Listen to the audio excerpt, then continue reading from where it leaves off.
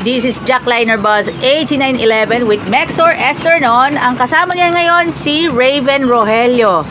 At nakilala po natin siya sa 8908 at sa biyaheng Avenida Avengers 88150 at sa 8904. Ngayon ay nakay Mario Yubion. Yan, mga kaibigan, let's proceed. Yan, pasensya na. Pag nilay-nilayan po natin yung ating mga pinagsasabi, ultimate na matinding pasabog for Sabat. Ito, ang pinag-uusapan na natin ay tungkol sa Sabat. May mga pagkakataon na, ayan, marami naman pagkakataon.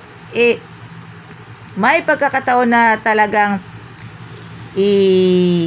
magmamaliw at hindi daw magmamaliw. Ito, ang Sabat ay isang ultimate day kung paano ito magiging success.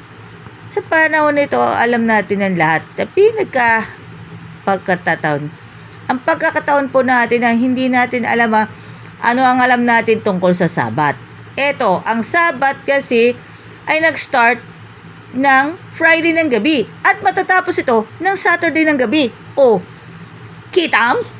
Kitams naman ay yung Sabat. Ito, ano ang hindi pwede sa Sabat? Ano ang hindi pwede? Pumasok sa eskwela, alam na Ang kabataang Adventist ngayon, iba-iba ng taste. Kung noong 2015, manood kayo ng Aldab. Ngayon naman, meron ng mga palabas sa TV. Iyon, sinusubaybayan ninyo ang Batang Quiapo nang dahil lang kay Miguelito Guerrero. Alam na Kaya, eto, unahin natin ang Diyos. At syempre, kung ano ang purpose ng Sabat para sa atin. All about Sabat! Para sa #Alagang Jack All Access. Part 4 na po tayo niyan. Kaya pala, ay nagmamaktol ang mga madlang people. Yung mga madlang people kasi alam na natin. Ang pinagbibigyan na natin, what is the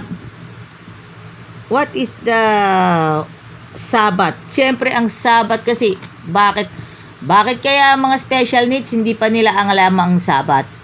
Ang mild autism, alam na nila ang Sabat. Pero yung moderate and severe autism, hindi pa nila knows ang Sabat.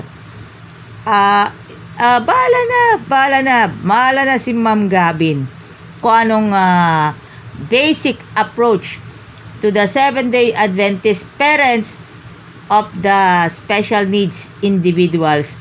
Yung mild autism, moderate, and severe autism. Ano kaya ang meron? Meron kaya yun? Ano kaya ang meron dyan? Meron dyan sa alam naman natin yan. Alam naman lahat yan. At pinagbibigyan po tayo na anong kahulugan nito ng Sabat. Basic na basic daw ang Sabat, no? Mag-awitan ng mga Christian song. Magsimba naman sa mismong araw ng Sabat. Okay.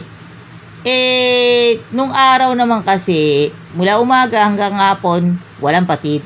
Pero ngayon, ang kabataan ngayon, kung kailan silang simba ng araw ng Sabat, sa umaga. At pagdating naman ng hapon, magtatrabaho sila. Yan. Katulad sa mga mahihirap na maralita. Ewan, bakit ngayon? At tanungin na lang natin sa mga experts kung pwede bang applicable ba ang Sabat sa mga modern na panahon. Sabat sa modernong panahon, ito na yan.